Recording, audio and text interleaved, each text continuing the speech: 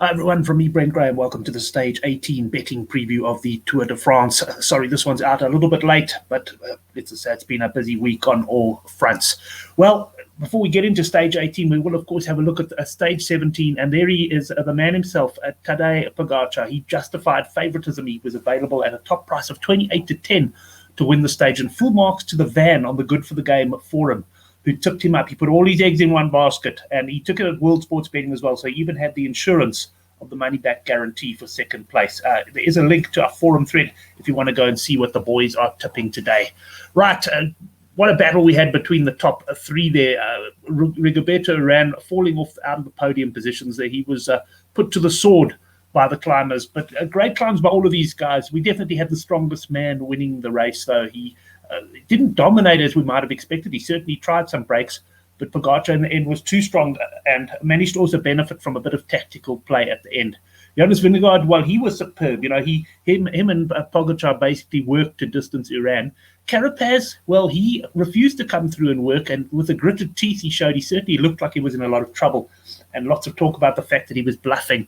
I'm not convinced it was a total bluff. I don't think his legs were excellent, and I think Carapaz just realized that his only chance was to sit on and hope for a late attack. And at the end of the day, that's exactly what he did, and it was very nearly successful. You could actually see Pogacar at one point was battling to hold his wheel a bit. So a very good ride there by Carapaz. But these are without doubt the top three in the race. And I'd have to say the current order is accurate as well. David Gaudu, he was impressive. He rode back across. He didn't get to the leading trio, but he certainly at one stage was closing the gap. And that was an impressive climb, especially given he was in the break the day before. He was certainly one of my fancies for today's stage, but we'll get into that now. He's a little bit short in the betting for me. Ben O'Connor as well, I was also impressed with the fact that he managed to break clear of the chasing pack and come in fifth. And then essentially solid rides by most of the guys. I think big disappointment on the stage was Rigoberto Urán. Let's have a look at some of the classifications now. There's certainly not going to be too much point spending a lot of time on the general ranking. And Pogacar there, of course, well clear. Points jersey, well, we've got Cavendish there. He is well clear, but we've got an interesting situation we'll have a look at when we look at today's profile. Matthews might be able to make some gains on him today. And then we've got the climber jersey. Now, this is very interesting. We'll have a look at this betting as well. We've got Wout Poels here at 78 points, but look who's moved into second spot there. He was 9 to 1 at the start. He's now into about an 11 to 10 or even money favorite, Pogacar, to win the King of the Mountains jersey. We'll talk through the scenarios when we have a look at the profile. The team classification looks done and dusted now for Bahrain. They lost a minute or so to EF Education. Nothing serious for them yesterday.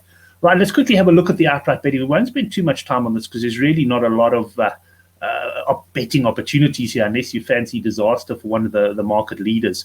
But we've got Pogacar here 1 to 50 to win the classification, and Vinograd, he's 1 to 7 to win in the race without Pogacar. Yeah, there's some other betting. If you do think Urán can recover and get a top three finish here, you can get 10 to 1.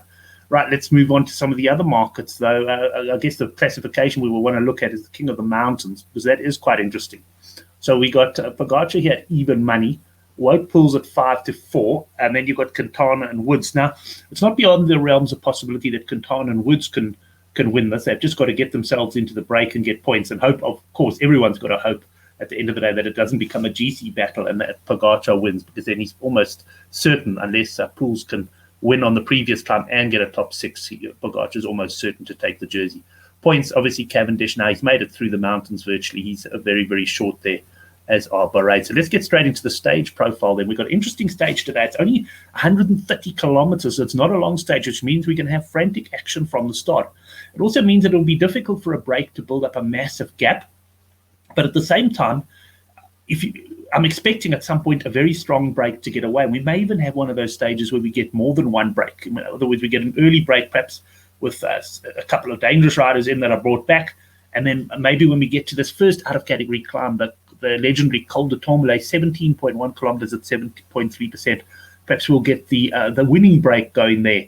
Alternatively, it could come down to GC. So let's just have a little bit more detailed look at this. We've got a small climb here, 2.6 kilometers at 5.6%. And then we've got another Cat 4 here, 2 kilometers at 7%. So before they reach the sprint, there is a little bit of work to be done.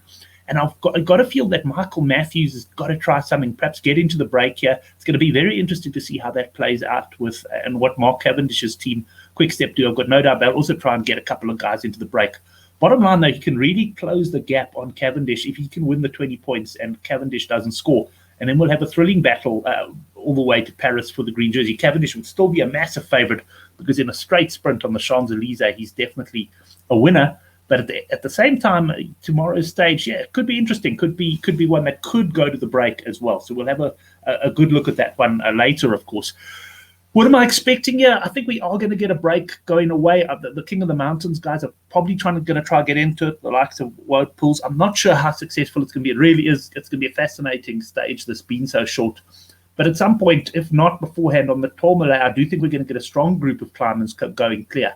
And what are Pogacar's team going to do? I mean, he may want to chase another stage. And he did get that one King of the Mountain point yesterday that remained on the penultimate climb. And that does make me think that perhaps he wants the King of the Mountains jersey again. He got it, of course, in the final time trial last year, beating Carapaz to it. So, I mean, if he might put his team back on the front, but I expect a bit more of a defensive ride from the UAE. As for Ineos, will they chase the stage for Carapaz? I don't know. Possibly they will. They need to kind of rescue their tour a little bit, I suppose. But I actually think they're going to try and put someone on the break. And it's quite interesting when we look at the betting. Kwiatkowski's fairly short. He dropped early yesterday. And the assumption appears to be that he's going to go into the break today. Of course, he may have dropped early because he just had bad legs, and we'll find that out soon enough. But anyway, we've got this monster climb, and there are going to be attacks here. There's nothing to hold back on now. Then we descend, and we go into the Les Ardennes climb here. This is the one where Armstrong famously got taken out by the Musette. I think it was a few years ago. I'll never forget watching that. We had Ulrich riding. Those are still the days of Tyler Hamilton, where Hamilton came up and calmed everyone down and played the hero there. But, of course, he was Armstrong's ex-teammate. But we should, in other words, be in for some great action here. Let's have a look at the betting, and then I'll talk about what I think is going to happen on the stage. I'll just go to the stage betting here. It's one of those things. We're reaching the stage of the Tour de France now where it's not easy to find incredible betting value. It hasn't been the best betting tour for me. I'm hoping that Wout Poels can win the King of the Mountains. I got him there at 8-1, but obviously he's no longer the favourite there. A favourite for the stage is Pogacar, and you can't argue with that. He's 5-2, similar betting to yesterday. I think, though, the break has a slightly stronger chance of staying away today than it did yesterday. So, once again, not getting involved. But if you do think it's going to come down to a GC battle, it really is hard to look past him. He can afford to play the tactical battle as well. Jonas Vinograd, well, he's unlikely to help Pogacar quite as much as he did today. And the reason being, of course, is he's now distanced Uran, and he's got to be wary of Carapaz. He's 11-2. Gaudu 7-1. I did like Gaudu for the stage, and at sort of 12-13-1, I'm getting involved in him. But 7-1, the bookies have seen us coming here. Richard Carapaz 11-1, and then we get to the first of my picks, Lopez. Lopez, he showed yesterday he had good legs. He actually dropped back and helped Enric Mas, his teammate, sort of get back onto the tail of the group. And Mas, in the end, salvaged his tour somewhat yesterday as well. But I thought Lopez looked good. And surely the aim for Movistar has got to be to win a stage, and I'm expecting them to try and send him into the break. And if he does, and maybe breaks even on the Tourmalet, he must have an excellent chance of finishing the job. He's 16-1. Dylan Tien's climbing like an absolute beast, and that's really helped Bahrain in the team competition. He's 18-1. He's going to be interesting. He'd also have to do it from the break, but he's going to be up against some really top climbers if he is in there. Higuita, he was strong. Uran can thank him for effectively keeping him at least in a touch yesterday. There we go. Kwiatkowski, he's 25-1. Might be worth it, but just the way Ineos have ridden, I just don't know if their guys are good enough to finish it off at the moment.